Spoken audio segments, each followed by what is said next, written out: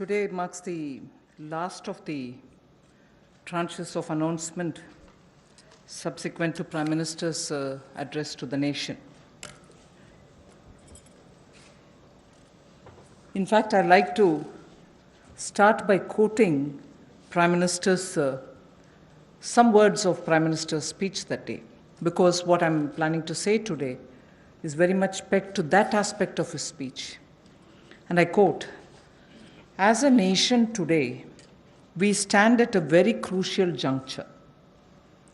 He spoke in Hindi, and a version of it in English has been translated. I'm using that.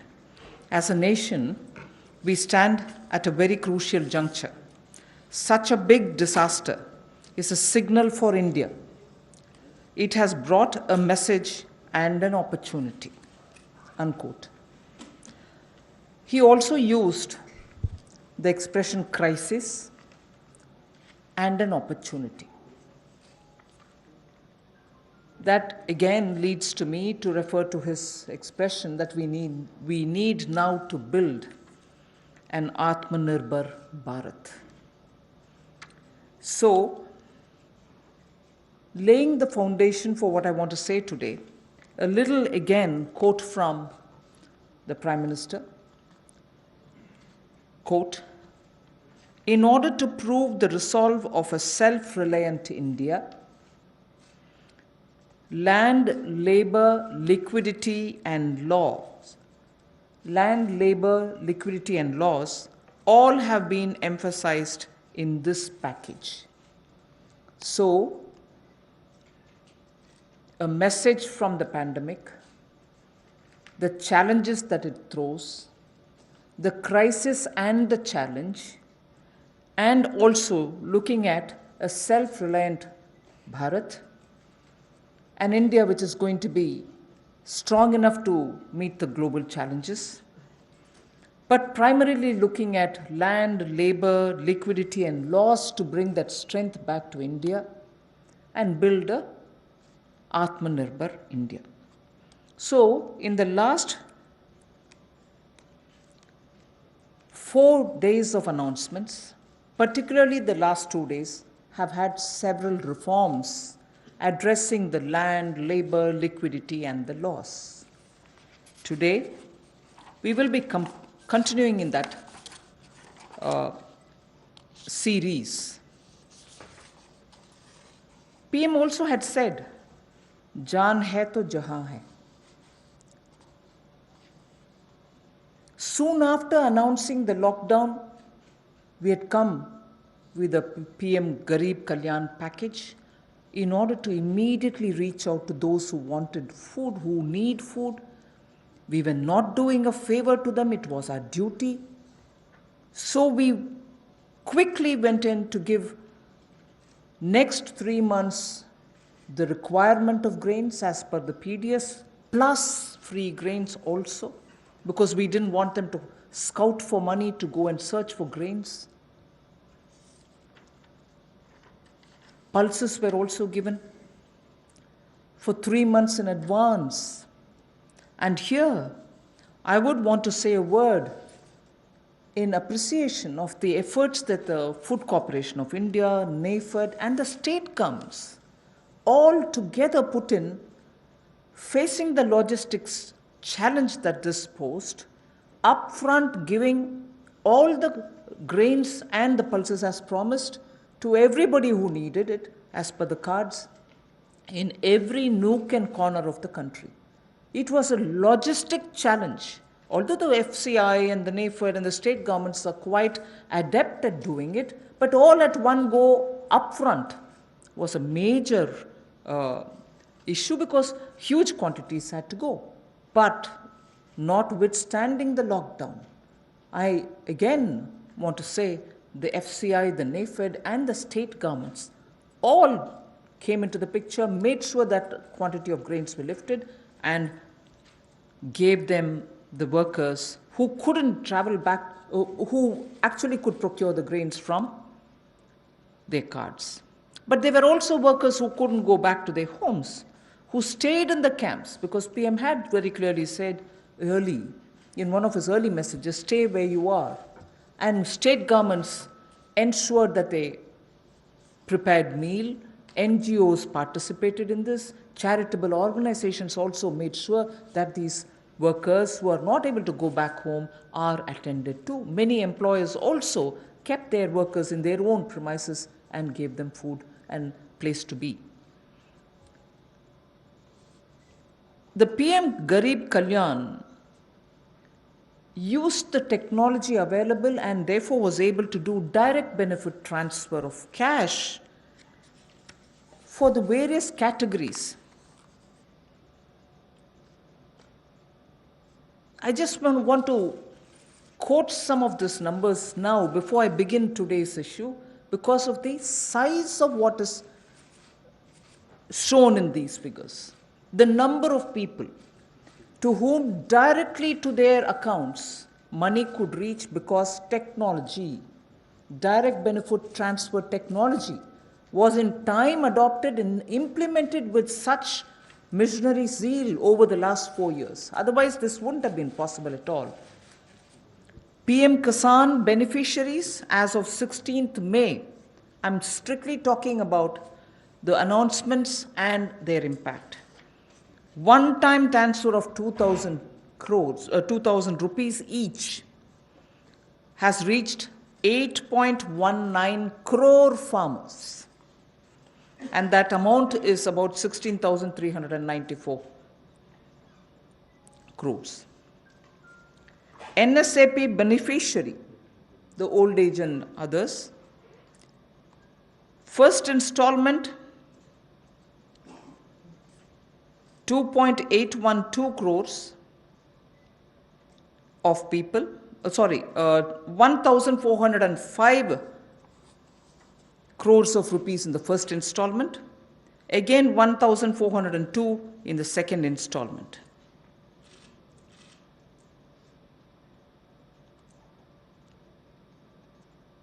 The target was to give away 3,000 crores, and that's almost nearly achieved.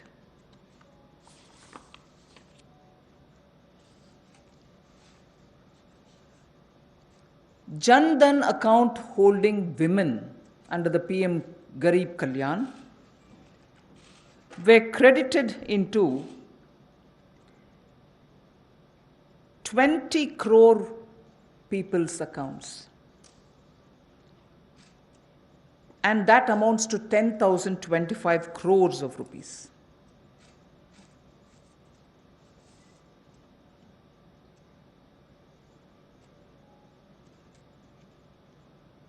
The building and construction workers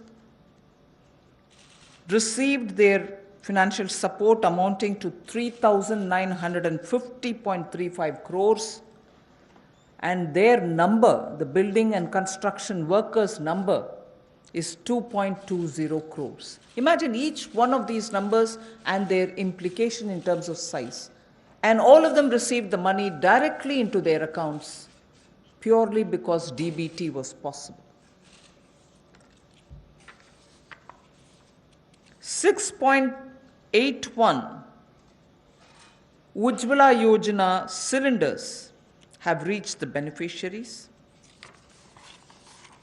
and they were free cylinders because we had promised up to 3 cylinders in those 3 months. To over 12 lakhs of EPFO members have benefited by the online withdrawal of non-refundable advance, and that amounts to 3,660 crores. So I can further go with the numbers, but just to highlight what the technology-driven DBT has given us at a time of emergency, a pandemic. And that is something which I want to draw your attention to. We immediately responded by giving food grains, cooking gas, cash where it was required, and immediately, that is. And most of them were front-loaded also.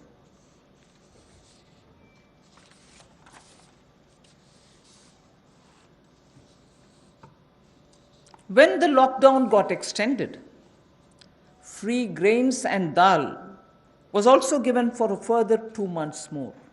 free grains and dal was also given for 2 months more.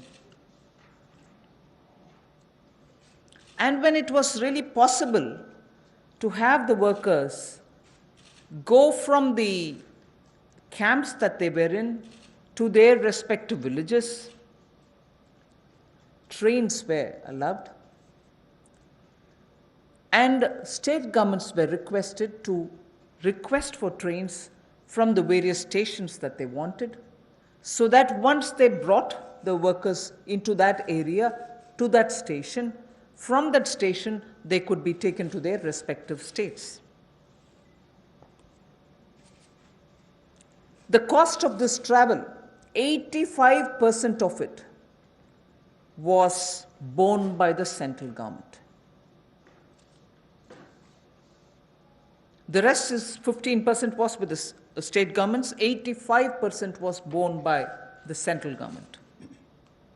During the travel in the train, food was also given to the workers. So why am I elaborating all this? Just because, remember, jaan hai to jahan hai. So immediately, to make sure that the lives are given the first priority and attention, we ensured that this was extended. But now, it is important also to provide every support when in a changed post-COVID era, livelihoods will also have to come into their fullest play. So when the lockdown gets lifted, and when businesses, after facing severe stressful conditions of business, will be coming back to say, can I start my work back again? Can I get my workers back? Or do I have the money to buy the raw materials? Is it enough for me to pay the wages which is due? All kinds of considerations are going to come up, and many of them may also wonder if they were reaching a stage of bankruptcy. So all this has been kept in mind when we are addressing the issues of land, labor, liquidity, and the laws. So today, and like the days earlier, the 4 days earlier, our attempt is to make sure that, like the way we gave in PM Garib Kalyan, we attend to Jaan, but also make sure that environment is all right now for everybody to start protecting their work, their businesses, their homes, and everything else. Today, I have 7 such steps to tell you, and the order in which I'm saying them are: the first one is Mahatma Gandhi National Rural Employment Guarantee Scheme. Second is on health, and both in rural and urban. And together with it, I put an during the COVID period, education-related steps that have been taken. So that's the second. Third is on businesses and COVID. Fourth is on decriminalization of the Companies Act. Fifth is talking about ease of doing business and related matters. Sixth is on public sector enterprises related matters and the policy thereof. Seventh, state governments and resources related to state governments. So these are the steps which we are taking, 7 of them under these headings. And the last, of course, I will be coming to tell you about the 20 lakhs.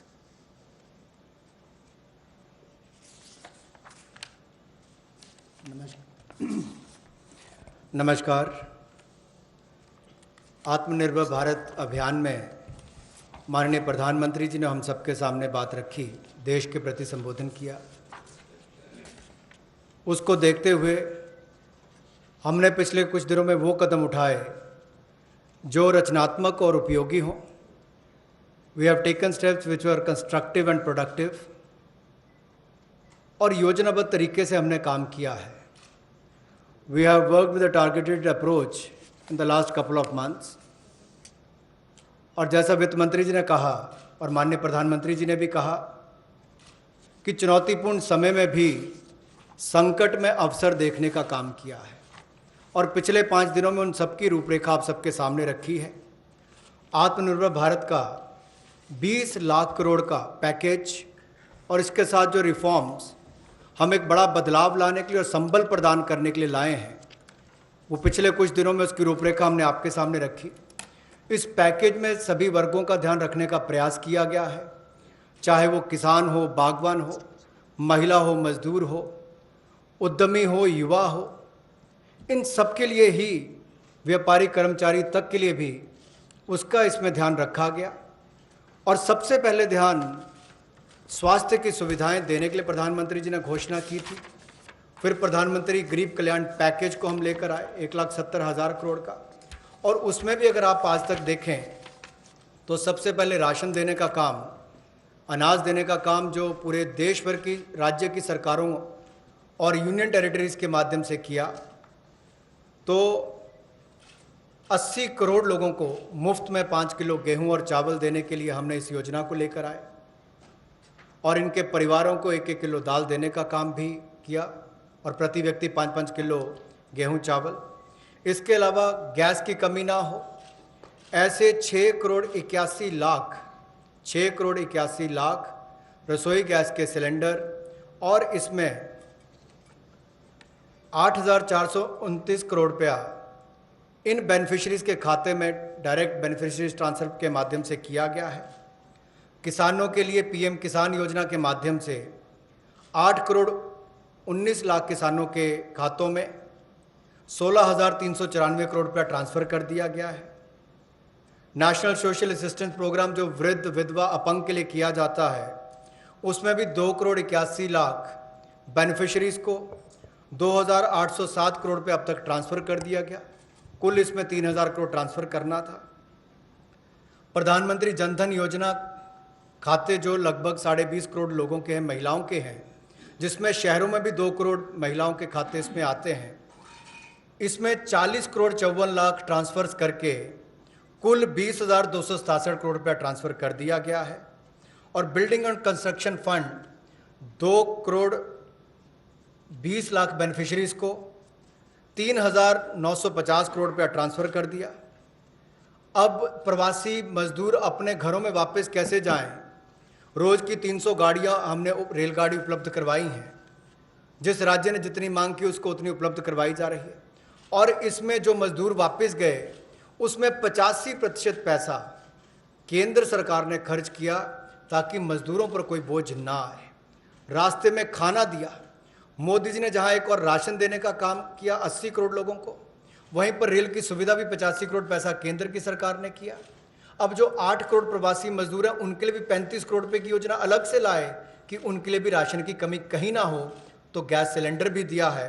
ये अपने आप में दिखाता है हमने कहीं कमी नहीं रखी।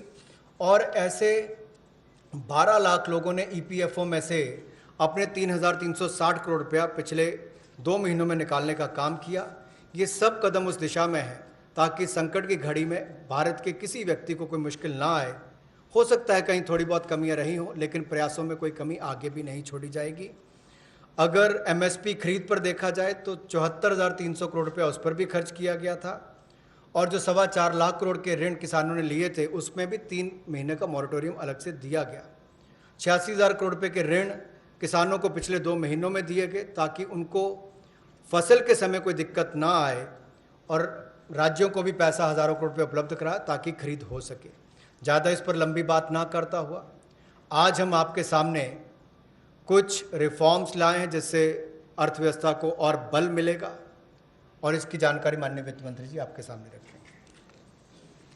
So before I start on today's reforms and enabling measures, I would like to show what we have done in the last 2 months, particularly as regards containment of coronavirus, and also the way in which at that time businesses don't get affected by the compliance burden, and also make sure that children, school-going children, do have some technological support in conducting their classes, in having their classes conducted.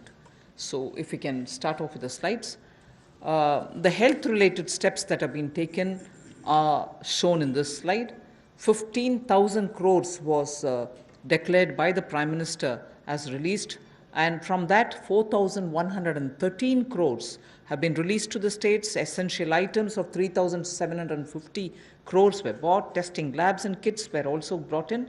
Insurance cover, which is the most important thing there, insurance cover of 50 lakhs per person for health professionals under Pradhan Mantri Garib Kalyan Yojana was announced. Also making sure that telemedicine comes into play. There was a rollout of e-Sanjeevani, which is a teleconsultation service, and capacity building exercises have also been taken up through virtual learning modules. Then protection of health care workers required an amendment in the Epidemic Diseases Act, which is a fairly an old act, but amendments have been made. And one thing which the Prime Minister mentioned during his speech, which is worth recollecting, that this challenge gave us an opportunity to prove to the world that we can ramp up production of protection equipments. Today, we have more than 300 domestic manufacturers of PPE, and early when this whole epidemic came into existence and all of us really got ourselves to take preventive steps, there were not even one producer of PPE. Already we have supplied about 51 lakhs of PPEs, 87 lakhs of N95 masks, and also 11.08 crores of hydroxychloroquine tablets. So that is as regards the health related matters.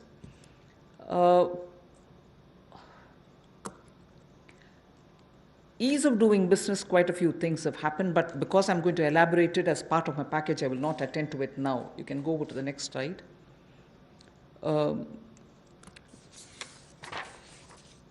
This also is something which we've been doing during the COVID time, just to make sure that activities are initiated as regards ease of doing business. I'll again come back to it when I'm getting in to talk about the package. The next slide. This is important because during the COVID, compliance burden was going to be a matter of concern, and people had said, even if we had violated one or two, or because we couldn't attend to office, or because my necessary staff were not coming who were doing my compliance job, will action be taken against us?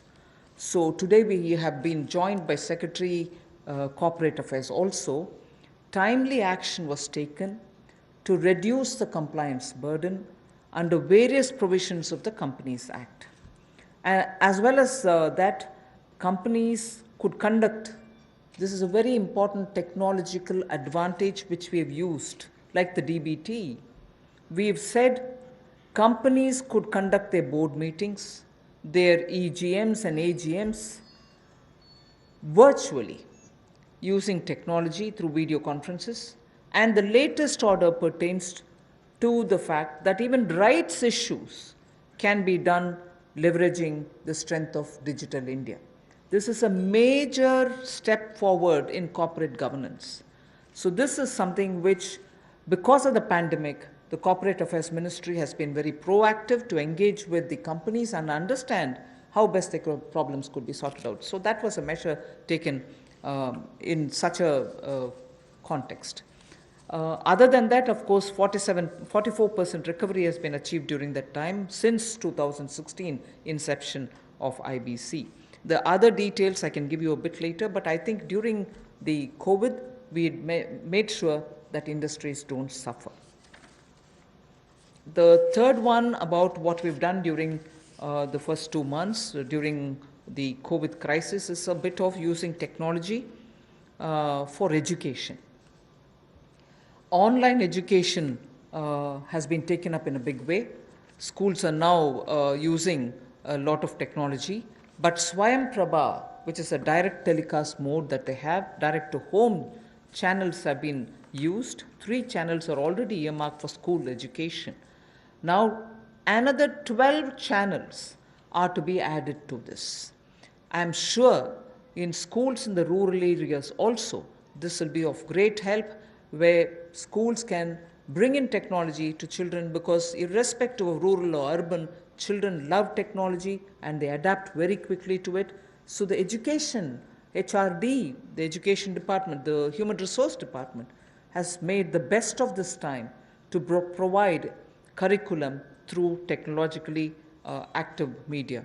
So provision has been made for telecast of live interactive sessions so that teachers and students can watch what is going on, and these channels bring in experts from home through Skype.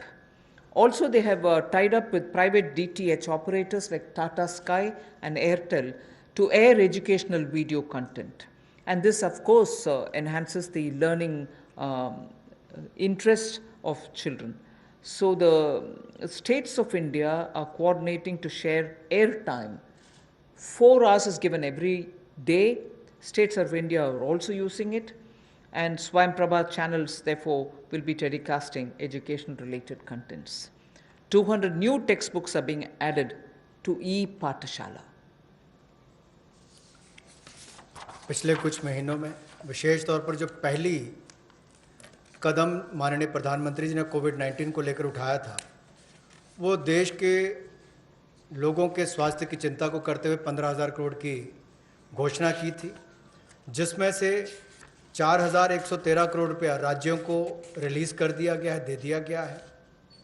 आवश्यक वस्तुओं पर 3,750 करोड़ रुपया दिया गया, खर्च किया गया। Testing lab और किट्स के लिए 550 करोड़ रुपया, और जो हमारे कोविड-19 के वॉरियर्स हैं, जो हमारे हेल्थ वर्कर्स हैं, उनको 50 लाख रुपए का बीमे की व्यवस्था माननीय प्रधानमंत्री जी ने की। और यही नहीं, डिजिटल इंडिया को आगे बढ़ाते हुए आईटी का उपयोग करते हुए ई संजीवनी टेली कंसल्टेशन सर्विसेज का हमने उसकी शुरुआत की और कैपेसिटी बिल्डिंग की, चाहे वो वर्चुअल लर्निंग मॉड्यूल्स की बात हो और आरोग्य सेतु ऐप, तो करोड़ों लोगों ने देश भर में इसको डाउनलोड किया। और यूपीआई भीम की तरह एक ये भी बहुत सफल प्रयोग देश में रहा है, जिससे लोगों को लाभ मिल रहा है। और हम ट्रेस कर पा रहे हैं कि कोई व्यक्ति अगर कोरोना से संक्रमित है तो उसका भी आप कर सकते हैं। लोग सेल्फ असेसमेंट भी इसके माध्यम से कर सकते हैं। हमारे हेल्थ वर्कर्स के ऊपर हमला होता था, कोई लड़ाई झगड़े होते तो उनको सुरक्षा प्रदान करने के लिए डॉक्टर हो, नर्स हो, पैरामेडिकल स्टाफ हो, इसके लिए भी हमने एपिडेमिक डिसीजेज एक्ट में उसमें बदलाव किया। और इसके अलावा जो हम कहते हैं कि संकट में अवसर देखने की बात, तो एक बड़ा उदाहरण यहाँ पर नज़र आता है कि जहाँ भारत में एक भी पीपी किट बनाने की कंपनी नहीं थी, आज 300 से ज़्यादा यूनिट हैं, 3 लाख से ज़्यादा पीपी किट्स एक दिन में बनाई जाती हैं, और N95 मास्क भी लाखों के संख्या में आज भारत में प्रतिदिन बनाए जाते हैं। ये एक बड़ा बदलाव है। और HCQ टैबलेट्स भी लगभग 11 करोड़ का उसका उत्पादन किया गया। ये अपने आप में उस दिशा में कदम है। इसके अलावा जो हमने कंप्लायंस बर्डन में कमी शुरुआत में की थी, वो भी शुरुआत में एक कदम था, क्योंकि 31 मार्च नज़दीक आ रही थी, बहुत सारा दबाव कंपनियों पर रहता है। तो रिलेटेड पार्टी ट्रांजैक्शंस के जो प्रोविजंस थे उसका युक्तिकरण किया गया, और कंप्लायंस बर्डन को कम करने के लिए इस कोविड-19 के समय बहुत सारे प्रावधान कंपनीज एक्ट 2013 में उसके अंतर्गत ये प्रावधान किया गया कि जो बोर्ड मीटिंग्स हैं, EGMs हैं, AGMs हैं, उनको आप टेक्नोलॉजी के माध्यम से कर सकते हैं। आपको व्यक्तिगत रूप से वहाँ पर उपस्थित नहीं रहना पड़ेगा। और एक बड़ा बात ये कि राइट्स इशू जो है, अब उसकी लिस्टिंग भी डिजिटल इंडिया की लीवरेज करते हुए हम इसको ऑनलाइन कर सकते हैं। ये भी एक बहुत बड़ा कदम है। PM केयर्स का जो फंड क्रिएट किया है, उसको भी CSR में उसको हमने रिकॉग्नाइज किया है। जिस तरह से सरफेसी एक्ट और DRT में पहले रिकवरी के प्रयास किए जाते थे, इंसॉल्वेंसी बैंक्रप्सी कोड में 2016 के आने के बाद इसमें दुगने से ज़्यादा रिकवरी हुई है। 221 केसों में 44% रिकवरी इसमें हुई है।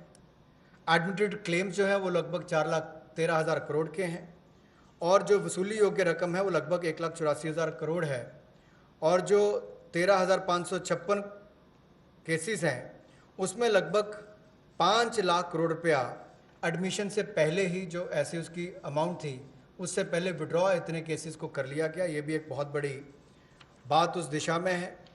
शिक्षा के क्षेत्र में टेक्नोलॉजी का उपयोग कैसे हो, अब एक मीडिया में भी चर्चा थी, सोशल मीडिया में भी, कि गरीब के बच्चे तक कोविड-19 के समय शिक्षा की व्यवस्था कैसे पहुंचाई जाए। ये चुनौतीपूर्ण समय है, लेकिन हमारे एचआरडी मंत्रालय ने इसको बड़ी जिम्मेदारी और गंभीरता के साथ लिया और प्रधानमंत्री जी के निर्देश पर अगर कुल मिलाकर देखा जाए, जैसे स्वयं प्रभा डीटीएच चैनल पहले चलते थे, आज भी चलते हैं, वो मदद और सहयोग करने के लिए उसके माध्यम से इन लोगों तक पहुंचा जाएगा जहां पर इंटरनेट की सुविधा नहीं है और इसके लिए 3 चैनल्स को चिन्हित कर लिया गया है शिक्षा प्रदान कराने के लिए और 12 और नए चैनल्स को इसमें जोड़ दिया जाएगा।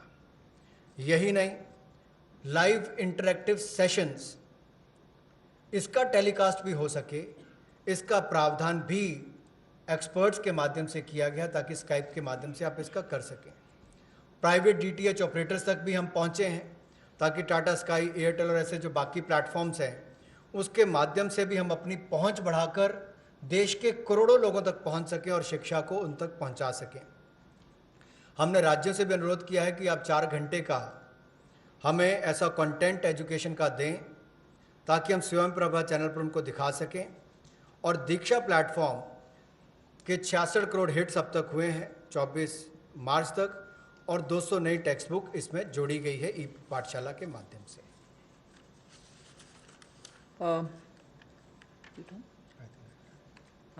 We move to the first of the 7. The budget estimate for Manrega, Mahatma Gandhi National Rural Employment Guarantee Scheme, was 61,000 crores.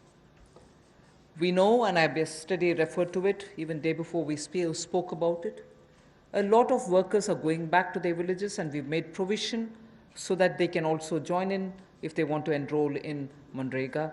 So government will now allocate an additional 40,000 crores.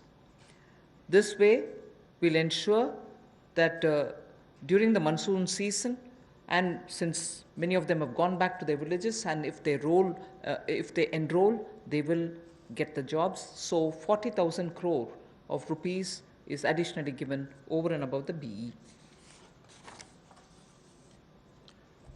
माननीय प्रधानमंत्री जी ने जहां प्रवासी मजदूरों को अनाज देने के लिए चिंता की, वापस जाने के लिए ट्रेन का 85% तक खर्चा केंद्र सरकार ने उठाया, रास्ते में अनाज राशन भी दिया, खाने की व्यवस्था भी की। अब जब वो वापस अपने घर जाएंगे तो काम की कमी ना हो, इसके लिए 300 करोड़ परसेंटेज ज़्यादा इसमें जनरेट होंगे और इसके लिए 40,000 करोड़ रुपए का अतिरिक्त प्रावधान भारत सरकार ने किया है ताकि ग्रामीण क्षेत्रों में रहने वाले जो हमारे यहाँ से प्रवासी मजदूर वापस गए उनको काम की कोई कमी ना आए और आय के साधन भी हो सके। We now go to the second, which is ramping up the health infrastructure. After all, as I said, if there was this crisis, if there was this challenge, we also should see the opportunity and be ready to face any future emergency situation that may arise. Health reforms and initiatives have been put in place. Public expenditure on health will be certainly increased. Investments at the grassroots level will be ramped up for health and wellness centers, both in the rural and urban areas. Remember that we had been talking about wellness centers so that they can be in tier 2 and tier 3 cities, and particularly giving focus in aspirational districts. We also spoke about the viability gap funding for the social infrastructure only yesterday. So we will be ramping up all the wellness centers and health infrastructure. All districts will have an infectious diseases block in their hospitals. All districts. Then lab in Delhi, we have a lot of path labs moving around and which facilitates people's lives. Lab networks in rural areas are not adequate. So public health labs will be set up at all block levels, not just in district, but block levels. We will have public health labs. So I recall Prime Minister did say this pandemic is a challenge. This or any pandemic, if at all it poses a challenge, we need to be ready, Atma Nirbhar, in hospitals, at the block and at the district levels. So there is a lot of emphasis being now given for setting up hospitals and also labs, diagnostic labs and testing labs, both with private and public funded opportunities. स्वास्थ्य के क्षेत्र में हम जो नए reforms या initiatives लेने वाले हैं उसमें ये भी प्रयास है कि ग्रामीण स्तर पर, ज़मीनी स्तर पर हम ऐसी सुविधाएं उपलब्ध कराएं, ऐसा आधारभूत ढांचा स्वास्थ्य के क्षेत्र में बनाएं जो आपको स्वास्थ्य की सुविधा तो दे, लेकिन महामारी वाली परिस्थिति में भी वो लड़ने की क्षमता रखता हो। उसमें उस तरह की सुविधाएं आने वाले समय में बने। इसके लिए सरकारी व्यय को स्वास्थ्य के क्षेत्र में बढ़ाया जाएगा और स्वास्थ्य संस्थानों के लिए जो ज़मीनी स्तर पर है उसमें और हेल्थ और वेलनेस सेंटर को ग्रामीण और शहरी क्षेत्रों में और सेमी अर्बन जो अर्ध शहरी क्षेत्र उसमें भी बढ़ावा दिया जाएगा। सभी जिला स्तर के अस्पताल जो हैं उसमें भी इन्फेक्शियस डिसीज़ के लिए, ताकि भविष्य की महामारी से लड़ने की क्षमता उनकी बने, उसके लिए कदम उठाए जाएंगे। जो लैब नेटवर्क है उसको भी और मजबूत किया जाएगा और एकीकृत पब्लिक हेल्थ लैब्स सभी जिलों में और ब्लॉक लेवल्स पर यानी कि खंड स्तर पर इनको बनाया जाएगा ताकि आने वाले समय में महामारी से लड़ सकें। और शोध को वृद्धि देने के लिए, रिसर्च को वृद्धि देने के लिए national institutional platform for one health, ये ICMR के माध्यम से होगा और नेशनल डिजिटल हेल्थ मिशन इसका पूरा ब्लूप्रिंट तैयार करेगी। Along with health, as my second point, Manrega was the first, now this one is the second, health and education. The next slide shows you what efforts have been made as a result of learning from the pandemic experience. PM eVidya program for multimode access to digital online education will be launched immediately, and this will consist of Diksha, which gives a one nation, one digital platform facility, and this is for school education. One earmarked TV channel for each class from class 1 to 12. One earmarked TV channel per class, one channel will also be part of this. Then there will be extensive use of radio, community radio, and podcasts. So technology in a big way into education. Extensive use will be made of radio also. Special e-content for visually and hearing impaired children. This is going to be one of the very big step forward, and I personally feel very touched by the HRD's attempt to ensure that Divyang children also get equal access to good quality education. So special e-content for visually and hearing impaired children, and the top 100 universities will be permitted and will be automatically allowed to start online courses, by 30th May 2020. I remember speaking about this particular aspect during the budget also. Then, of course, one very important thing, there are two other points, but I will just briefly refer to Mano Darpan.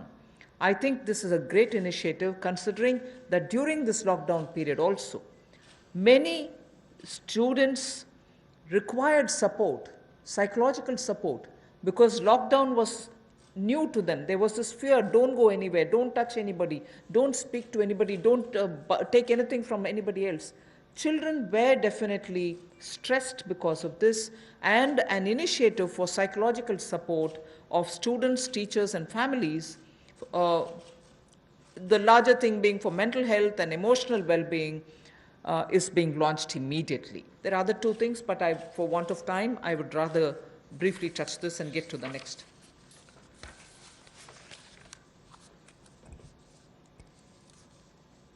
Technology driven शिक्षा कैसे हो, इसके लिए भी कोविड-19 के समय कुछ कदम उठाए जा रहे हैं। पीएम ई विद्या प्रोग्राम जो मल्टी मोड एक्सेस जिसका होगा डिजिटल और ऑनलाइन एजुकेशन के लिए, इसको भी जल्द इसकी शुरुआत की जाएगी, जिसमें दीक्षा ये हमारे स्कूल एजुकेशन के लिए राज्यों और यूनियन टेरिटरीज में ई कंटेंट और क्यूआर कोडेड ये जो टेक्स्ट बुक्स है सभी ग्रेड्स के लिए उपलब्ध कराएगा। One nation one digital platform इसका नाम है। और यही नहीं, एक चिन्हित चैनल भी होगा प्रति क्लास के लिए, यानी कि प्रति क्लास के लिए चिन्हित चैनल होगा। So one class one channel, ये भी हम पहली से 12वीं कक्षा के लिए करेंगे। सो ये दो नए program, one nation one digital platform, ये ई एजुकेशन के लिए, ई कंटेंट के लिए, और TV channels one class one channel ये लॉन्च किए जाएंगे। रेडियो का, कम्युनिटी रेडियो का और पॉडकास्ट का भी सदुपयोग किया जाएगा। और यही नहीं, जो हमारे दिव्यांग हैं, नेत्रहीन हैं या सुनने की क्षमता नहीं है, उनके लिए भी विशेष ई कंटेंट तैयार किया जाएगा ताकि उनको भी इस समय कोई कमी ना आए। जो 100 विश्वविद्यालय टॉप 100 यूनिवर्सिटीज़ हैं, उनको भी अनुमति दी गई है ताकि वो ऑनलाइन ऑटोमेटिकली अपने कोर्सेज़ की शुरुआत कर सकें। आज के समय आपने देखा होगा अधिकतर बच्चों का समय टीवी के सामने या अपने स्मार्टफोन्स के सामने निकल रहा है, चाहे वो पढ़ने के लिए है या बाकी सब के लिए। गतिविधियां कम हुई है, घर से बाहर जाना कम हुआ है। तो साइकोलॉजिकल सपोर्ट के लिए, स्टूडेंट्स के लिए, टीचर्स के लिए, परिवारों के लिए, मेंटल हेल्थ के लिए मनोदर्पण प्रोग्राम को भी चलाया जाएगा और उनकी वेलबींग का ध्यान रखा जाएगा। इसको जल्द शुरुआत करने जा रहे हैं। We move to the third of the 7 steps that we're talking about. This is about IBC related matters, where many businesses have got severely affected, particularly during this lockdown and also the COVID pandemic. Debts related to COVID shall be excluded from default under the IBC. This is a change which we are going to make, that any debt which is incurred or indebted situation that comes up for companies because of coronavirus, they shall not be included in the category of default. Then no fresh insolvency procedures or proceedings will be initiated up to 1 year. At the moment, I think the MCA has extended it to 6 months. We intend extending it even by another 6 months because, after all, when the lockdown gets lifted immediately, you're not sure how much of business will get restored. So, no fresh insolvency proceedings will be initiated up to 1 year. For MSMEs, which is again an important step, for MSMEs, a special insolvency framework will be notified under Section 240A of the IBC. One other thing which will benefit the MSMEs is the minimum threshold to initiate insolvency proceedings is now raised to 1 crore from 1 lakh, which will therefore insulate the MSMEs. This is a major step forward, and in all probability we'll be going through an ordinance, am I right, Secretary? An ordinance to achieve this goal immediately. Of course, we'll go back to the Parliament once the Parliament commences to have it passed as an act. जैसे हमने MSME यानी कि मध्यम सूक्ष्म लघु उद्योग की परिभाषा को बदलकर उनको जो जंजीरों में जकड़े हुए थे उससे मुक्ति दिलाई ताकि उनका विस्तार और विकास हो सके, उनकी क्षमता बढ़ सके। अब उनके ऊपर दिवालियापन की कार्रवाई ना हो, उसको स्थगित करने के लिए भी न्यूनतम सीमा जो है वो 1 लाख से बढ़ाकर 1 करोड़ कर दी गई है। इसका विशेष लाभ एमएसएमई सेक्टर को मिलेगा, जो मध्यम सूक्ष्म लघु कुटीर उद्योग हैं। और यही नहीं, विशेष दिवालियापन रेजोल्यूशन फ्रेमवर्क को जल्द आईबीसी कोड के अनुभाग 240A में के अंतर्गत सूचित कर दिया जाएगा। और कोविड-19 की सिचुएशन को देखते हुए जैसे जैसे परिस्थितियां आगे बढ़ेंगी, कितने समय के लिए इसको निलंबित करना है, 1 वर्ष की समय सीमा इसमें दी गई है ताकि कोई नई कार्रवाई दिवालियापन की यानी कि इंसॉल्वेंसी की कोई नई कार्रवाई इस पर शुरू ना हो सके, तो उसमें भी 1 वर्ष का समय दिया गया है। और नई इंसॉल्वेंसी की कार्रवाई शुरू ना हो, इसके लिए भी कोविड-19 से जुड़े हुए जो बाकी बात हैं, चाहे उससे कर्ज हैं बाकी हैं, उसको लेकर भी केंद्र सरकार को उसके लिए एम्पावर किया गया है, उसकी परिभाषा को लेते हुए। The next is related matter, but related specifically to the Companies Acts and the related defaults. That's the next slide. Just prior to the lockdown, we had announced that we shall extend all the compliance deadlines. This form has to be filled up by this deadline. You have to do this compliance by so-and-so deadline. All of them were extended, and so that procedural defaults don't take place. Technical or procedural defaults was one thing which people were afraid of if we hadn't extended the compliance date. So now what we are trying to do is decriminalize most of the sections in Companies Act where you have violations which are technical and procedural nature. So we want to decriminalize all of them. Then compoundable offenses where there are, they can now be tried under internal adjudicating mechanism, and this way, one, it becomes simpler, it can be sorted out at the local, the local internal adjudicating mechanism route rather than go to the courts. This will help us decongest the courts. The declogging is absolutely important for the criminal courts and for the NCLT. So amendments will now enable us to achieve all this. An ordinance again will have to be brought in for this. 7 compoundable offenses altogether will be dropped, and 5 will be dealt with under alternative framework. There was a thing introduced in the Parliament, but then we didn't even have the time to take it up. But this has 1 or 2 other additional features with which we will now come up with an ordinance so that immediately it can benefit companies.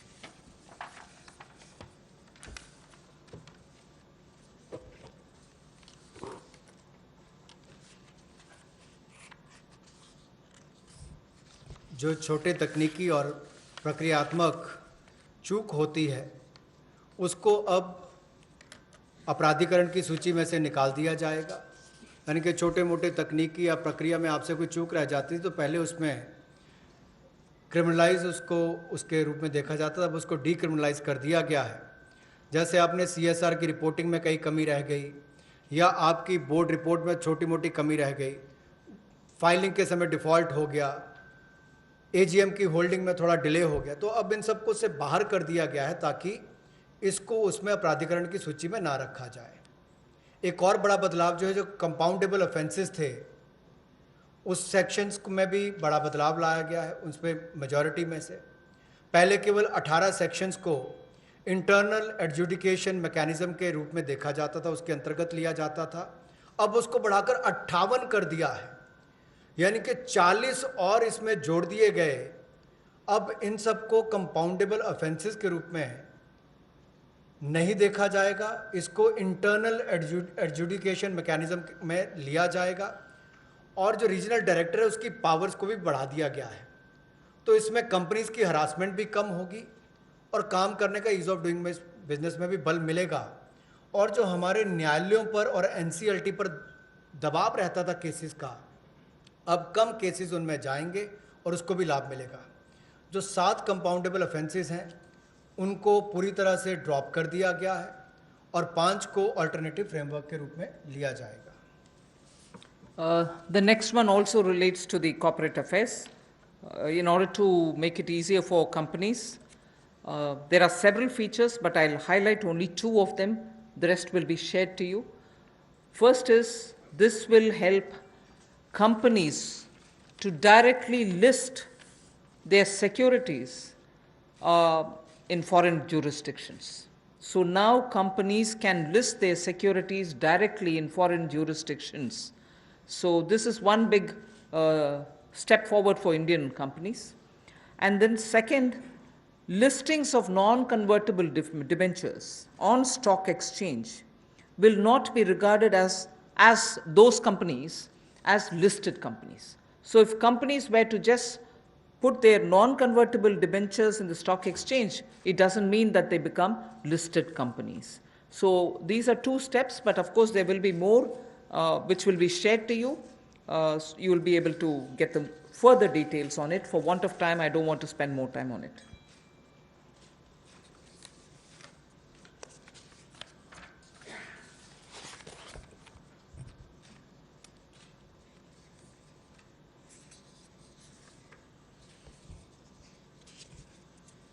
निजी कंपनियों को जो non convertible debentures को stock exchange पर रखती हैं, उनको listed कंपनियों के रूप में नहीं माना जाएगा, लेकिन भारतीय कंपनियों को, इंडियन पब्लिक कंपनीज को ये अधिकार दिया जाएगा कि वो जायज़ विदेशी अधिकार क्षेत्र में अब पब्लिक कंपनीज को डायरेक्टली लिस्ट करवा सकती हैं, सिक्योरिटीज़ को डायरेक्टली लिस्ट करवा सकती हैं, उसकी अनुमति उनको दी जाएगी। The next one relates to a major step in that we would like to announce a public sector enterprise policy. An Atmanirbhar Bharat needs a coherent policy. All sectors will be open to private sectors also. Public sector enterprises will continue to play an important role in defined areas.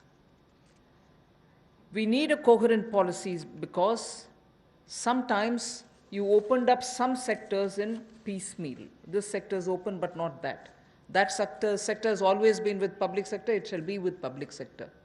It's never available for others. So we are coming up with a coherent policy wherein private sector will be allowed to participate in every sector available, but of course public sector will continue, and they will continue to play a very critical role.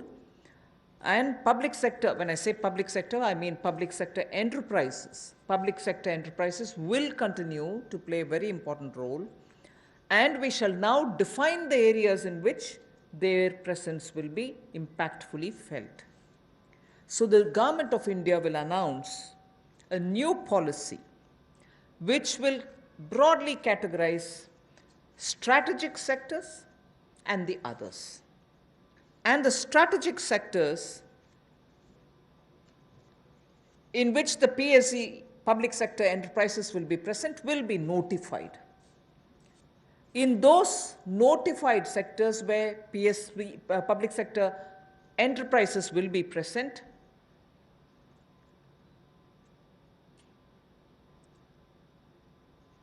at least one public sector enterprise will be present. In those sectors which get notified as where you'll find the public sector enterprises, at least one public sector enterprise will be present, whilst private will also be allowed to play their role in it. However, in those sectors which get notified as strategic sectors in which public sector enterprises will be present, only 1, 2, 3, or 4 public sector enterprises will be present. In the sense, not more than 4 public sector enterprises will be there in that strategic sector notified for the presence of public sector enterprises. So if a sector is notified, and in that if there are 10 public sector enterprises, either they will be merged together or they will be brought together in such a way that they are only 4 or lesser. So there won't be mushrooming public sector enterprises in those notified strategic sectors. So in the notified strategic sectors, definitely public sector undertakings or enterprises will be present, but private sector will also come in. But imagine a particular sector which is notified as strategic. If there are too many public sector enterprises, they will either be brought together to form bigger public sector enterprises, and in that process, we will not have more than 4 of them.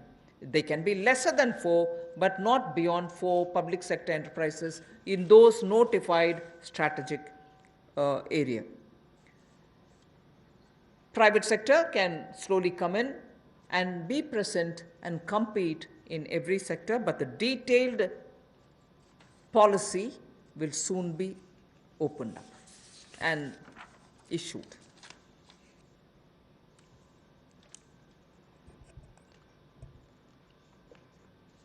Bharat और दुनिया में पिछले कुछ दशकों में बड़े बदलाव आए हैं, इसलिए पब्लिक सेक्टर एंटरप्राइजेस को लेकर भी एक नई नीति की आवश्यकता है, जिससे हम ये तय कर पाएँ कि एक लिस्ट हो जहाँ पर स्ट्रैटेजिक सेक्टर्स हमारे जो हैं उनको तय किया जाए, ताकि जो हमारे सरकारी उपक्रम हैं उनके बारे में क्या क्या निर्णय किए जा सकते हैं। ये जो लिस्ट स्ट्रैटेजिक सेक्टर्स की बनेगी, इसको पब्लिक इंटरेस्ट को यानी कि जनहित को, राष्ट्रहित को और राष्ट्रीय सुरक्षा को ध्यान में रखते हुए बनाया जाएगा, और इससे बाहर जो कंपनियां रह जाएंगी उनको प्राइवेटाइज करने के अवसर दिए जाएंगे, जहां पर प्राइवेट प्लेयर्स आकर आ सकते हैं।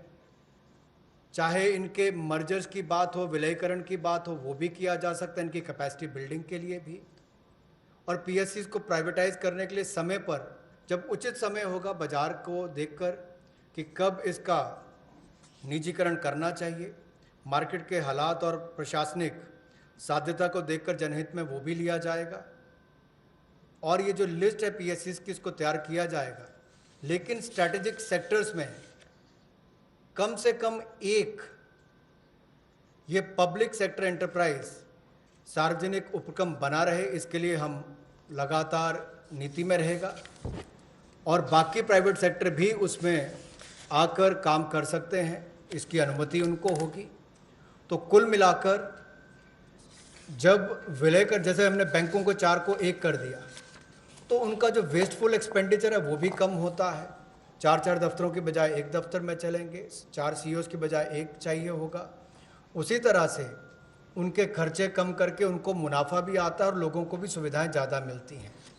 तो इनको चाहे प्राइवेटाइज करने की बात हो, मर्जर करने की बात हो, या किसी होल्डिंग कंपनी के अंतर्गत लाने की बात हो, ये सारी रिफॉर्म्स उस दिशा में की जाएंगी, ताकि हमारे सार्वजनिक उपक्रम अच्छा कर सकें। स्ट्रेटेजिक सेक्टर में कम से कम एक सार्वजनिक उपक्रम रहेगा, प्राइवेट प्लेयर्स आ सकते हैं, लेकिन जो बाकी हैं उसके बाहर उनका निजीकरण करने की अनुमति होगी। I move to the last of the steps today before we go to talking about other matters. Supporting state governments. The support which is already extended to the state governments in the recent past in the context of the COVID lockdown. We completely recognize that, like the center, states are also facing a sharp decline in their revenues. Despite all this, we have consistently extended the support which is needed to be extended to the states, particularly because they are at the front end of fighting the COVID pandemic. taxation devolution, if everything had been normal, as per the budget estimates, what had to be devolved to the states, we have devolved. 46,038 crores was devolved in April, which is based on the calculation provided in the budget, based on the BE, and that devolution happened as though everything is normal, as was presented in the budget. But of course, after budget, things did change because of the pandemic. But 46,038 crores has been devolved based on the budgetary estimates. Next, revenue deficit grants to the states, 12,390 crores, was given on time. We have not, because our revenues or there are difficulties, we have not held back. And it's our duty. I'm not saying I've done a favor. It's our duty. We have given it. Revenue deficit grants to the states of 12,390 crores was given on time in April and May, despite centers' stressed resources. What normally gets devolved over a couple of months, the SDRF, State Disaster Relief Fund, in advance was released, keeping in mind that there is a pandemic which the states are fighting, and this release happened even in the first week of April. First week of April, which is the beginning of the financial year, 11,092 crores was released, which is the SDRF fund, which normally would have got released as and when there is a situation. Health Ministry has separately from its side released 4,113 crores so that anti-COVID activities can be funded. So that's also happened. And on center's request, and I say this way because together with the secretaries, we had a video conference with the RBI, and during that RBI video conference, we had requested the RBI, which of course is their business and their terrain, but we did request, and I'm grateful that the governor and his team of officers had very readily agreed the ways and means advance limits to states has increased by 60%. Oh, increased to? By 60%. So RBI, I'm happy to say, RBI in a very timely step has increased ways and means advance limits for the states by 60%. RBI also increased the number of days states can be in continuous overdraft position from 14 days, which is normal, to 21 days. So the continuous overdraft they can remain now, not just for a fortnight, but 3 weeks. Also the number of days, the overdraft facility that they can have, number of days that a state can be in an overdraft situation in a quarter has been raised from 32 to 50 days. So nearly more than half the time, even if you're in overdraft position, Reserve Bank is okay with it. So these things had happened, and I wanted to say this is the support which we've already, because we understand states are the ones who are fighting at the forefront in containing COVID, we have not in any way hesitated to do what we are expected to do, although even we are under stress. We move to the next. Continuing with the supporting state governments. States have a net borrowing ceiling, which is about 6.41 lakh crores based on a 3% of GSDP. They can borrow up to 3% of their state's gross domestic product. 75% of was authorized already by us. You can go ahead borrowing that 3% amount. Today, I'm just stating a matter of fact. States have only so far borrowed only 14% of that limit which is authorized for them. They can always, in the first half of the year, borrow 50%. But we said you go ahead borrowing further for the first half, 75% also you borrow right at the beginning. But I'm just stating a matter of fact position that states have so far borrowed only 14% of the limit which is authorized to them. 86% of the authorized borrowing limits remain unutilized as of now. Nevertheless, because chief ministers have written to the Prime Minister, finance ministers have written to me saying, please increase our borrowing limit. It is now 3% of your state's GSDP. We have now agreed to increase this to 5%. Because it's an unprecedented situation, we have acceded to the demand of the states and increased their borrowing ceiling from 3 to 5%. This will give an extra 4.28 lakh crores to the states. 86% is remaining, although it is authorized, it is remaining unutilized. Only 14% has been utilized by the states. They have requested us for increasing the cap for borrowing from 3%. So we've agreed to increasing the borrowing limit to 5%. So an additional 4.28 lakh crores will be available as extra resources for the states.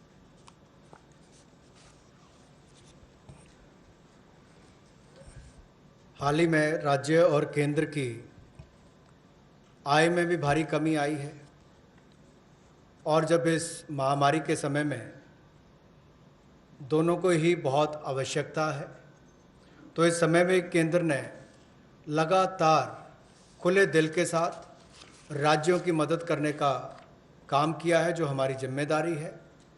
और यही नहीं, जो devolution of taxes है, अप्रैल के महीने में 46,038 करोड़ रुपया ये राज्यों को दिया गया।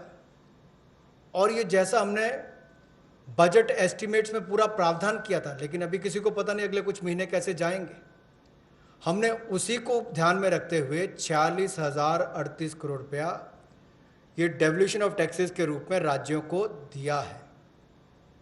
हालांकि हमारे अपनी उसमें डिक्लाइन हुई है, उसमें चलते हुए भी जो रेवेन्यू डेफिसिट ग्रांट है ये भी 12,390 करोड़ रुपया अप्रैल के महीने में और मई के महीने में दिया गया।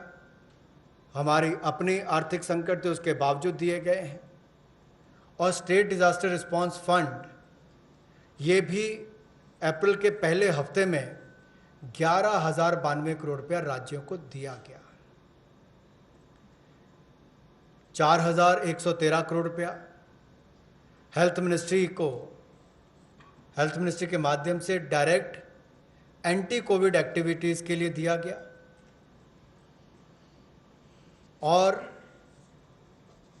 जो माननीय वित्त मंत्री जी ने और हमारे बाकी अधिकारियों ने आरबीआई से वीडियो कॉन्फ्रेंस के माध्यम से आरबीआई गवर्नर से अनुरोध किया था कि राज्यों की वेज एंड मीन्स एडवांसेस को उसकी लिमिट को बढ़ाया जाए।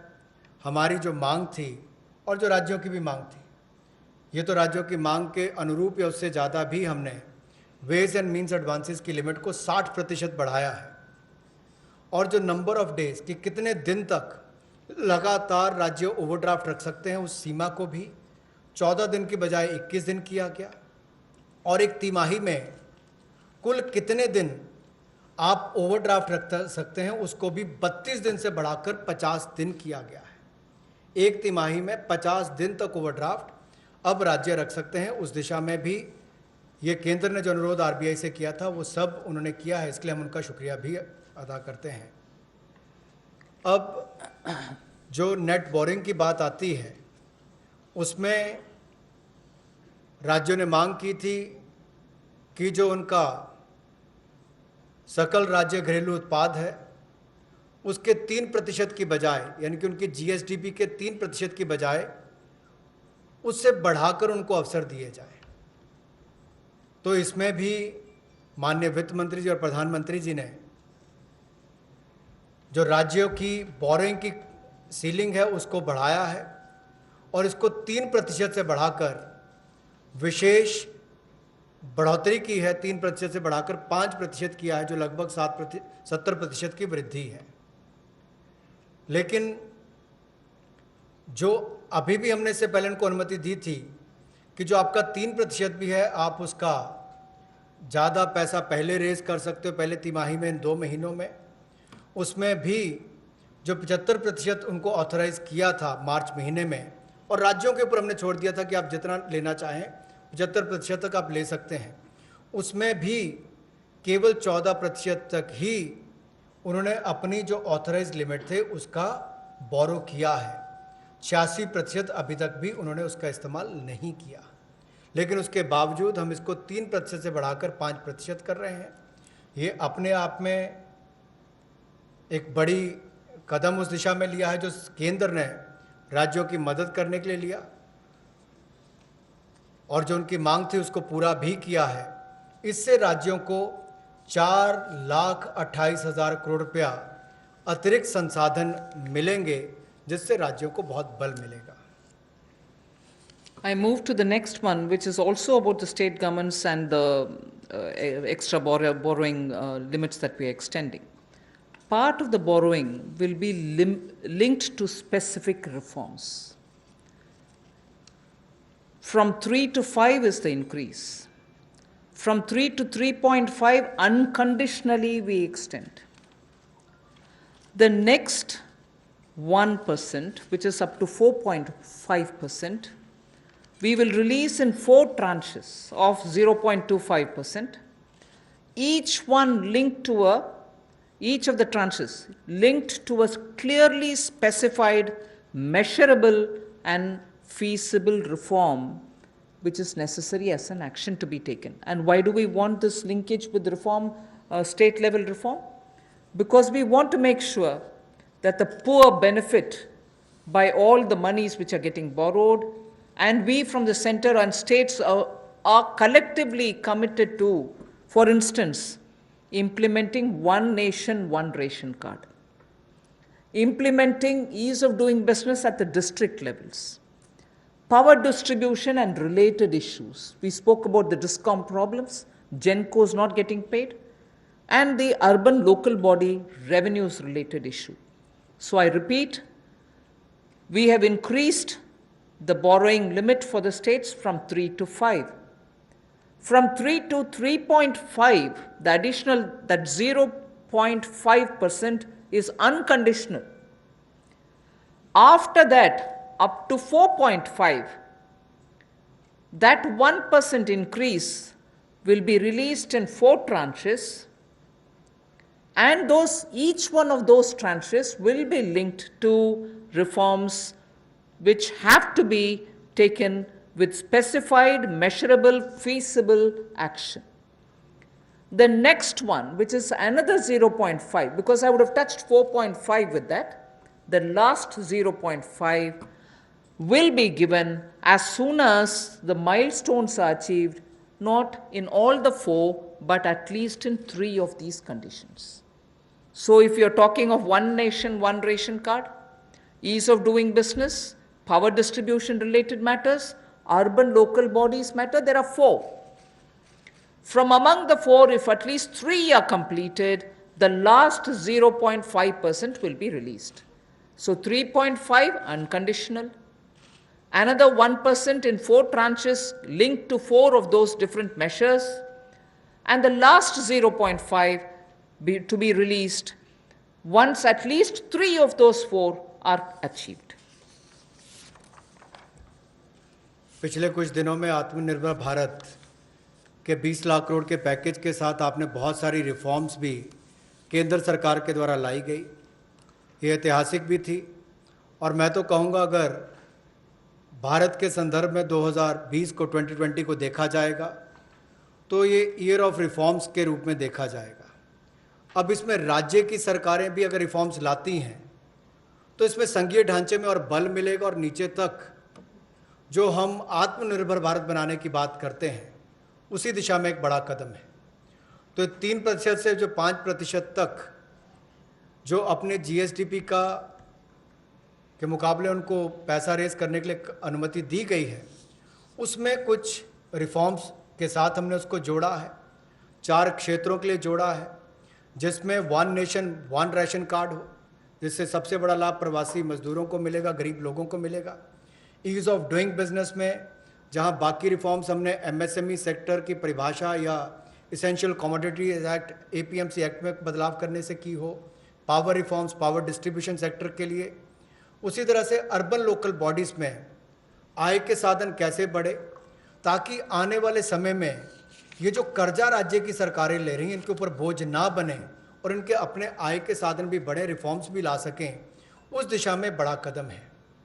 जैसा केंद्र सरकार ने रिफॉर्म्स लेकर आए, मेरा मानना है इन रिफॉर्म से भारत में रोजगार, स्वरोजगार, कारोबार और आविष्कार के बहुत सारे अवसर बनेंगे, नए अवसर उत्पन्न होंगे। इसी तरह से राज्यों के लिए भी इस तरह के रिफॉर्म्स को साथ में जोड़कर देखा गया, जिससे राज्यों में भी रिफॉर्म्स आए। तो इसमें जो पहला 0.5% है, यानी कि आधा प्रतिशत है, वो अनकंडीशनल है, उसके लिए कोई कंडीशन नहीं है। जो बाकी 1% है उसको 4 किश्तों में, जो 4 हमने परिवर्तन करने के लिए रिफॉर्म्स करने की बात कही, उनमें 4 में से अगर 3 भी आप कर लेते हैं तो आपको 1% उसका रिलीज कर दिया जाएगा 0.25 की ट्रांचेस में। One small correction. That 1% will be released in 4 tranches for dealing with those 4 reform steps: one ration, one card, ease of doing business, power distribution, and urban local bodies. So that 1% goes in tranches of 0.25 for each of these tied to the reforms. After at least 3 are done, then you get the last 0.5. धन्यवाद। ये जो 4 reforms की बात कही गई, जब आप इस माइलस्टोन को अचीव करेंगे तो 0.25% के हिसाब से आपको उसको मिलेगा, जो 1% आपका बनता है। और जब आप इन सब को कर लेते हैं, उसमें से 3 भी आप माइलस्टोन्स को अचीव करते हो, तो आपको 0.5% यानी कि आधा प्रतिशत आपको एक इंसेंटिव के रूप में दिया जाएगा। तो कुल मिलाकर 5% की आपको ये लाभ मिलेगा। Before we go to the next slide, I just want to now say, I've finished with all the 7 steps that I have to say. I'm now going to just show you from the time Pradhan Mantri Garib Kalyan was announced, what are the kind of measures we have taken in numbers. That will be of great interest to you all, because I remember many of you, my friends, have been asking from day one, what's this 20 lakh? You have the answers today. Stimulus from earlier measures, which is the one which starts from Garib Kalyan. This does not include any of those 4 days before today. Today is the 5th day. So these 5 tranches are not yet shown here. Revenue lost due to tax concessions, which were announced as of March 22nd, is about 7,800 crores. I'm not getting into the details now. Then you have Pradhan Mantri Garib Kalyan package, which is at 1.70,000 crores. And then the health sector announcement, which was 15,000 crores, totaling to 1,92,800 crores. I can see a lot of our friends sitting up, getting to the edge of their seats. We are giving you all the details, not to worry. Okay, so this is before we even started talking about the 5 tranches. This is before the Prime Minister even spoke about a stimulus package. And this actually leads to all those poor need food, poor should not be hungry, poor should have at least some money in hand, poor should be given medical help, they should be treated for preventing COVID, they should be attended to, they should have, if they're staying in camps, food to be given, and so on. And also for those small businesses who can't do compliance, and so on. So this is part of the stimulus, although it came before Prime Minister's speech. Somnathan, you're all right with me going over to the next few slides? All of you are all right? Okay. We now go tranche by tranche. The next slide will show you, when I say part 1, it means tranche 1. Okay? Emergency working capital facility for businesses, including the MSMEs. 3 lakh crores, where we are giving 100% guarantee. Subordinate debt for stressed MSMEs, again, Government of India guarantee, 20,000 crores. Funds of funds for MSME, that is up to 50,000 crore. EPF support for business and workers, 2,800 crores. Reduction in EPF rates, 6,750 crores. Special liquidity scheme for NBFCs, HFCs, Housing Finance Corporations, and microfinance institutions, 30,000 crores. Partial credit guarantee scheme, which is the second version because we had announced one earlier, for liabilities. The earlier one looked at asset side. This one looks at the liability side. And earlier it was probably guaranteed 10%. This time it is 20% guarantee for the first loss. So NBFC, HFC, and MFIs, 45,000 crores. Liquidity injections for DISCOMs, 90,000 crore. Reduction in TDS and TCS rates, down by 25%, 50,000 crores. So all this takes the first day announcements total to 5,94,550 crores. Can we move to the second? Second tranche, free food grain supply to migrant workers for 2 months, which I did repeat now. First tranche per PM Garib Kalyan, but the second one, 3,500 crores. Interest subvention, which I announced for the Mudra Sishu loans, 1,500 crores. Special credit facility to street vendors. 50 lakh street vendors were to benefit out of it. Each would get up to 10,000 rupees. I had announced it earlier. That takes 5,000 crores. The CLSS Middle Income Group Housing Program, 70,000 crores. Additional emergency working capital, which we said will benefit small and marginal farmers, 30,000 crores. Then I spoke of Kisan Credit Card and additional credit which we want to extend to 2.5 crore farmers. That sixth item, which refers to KCC, was to benefit 2.5 crore small farmers, 2 lakh crores.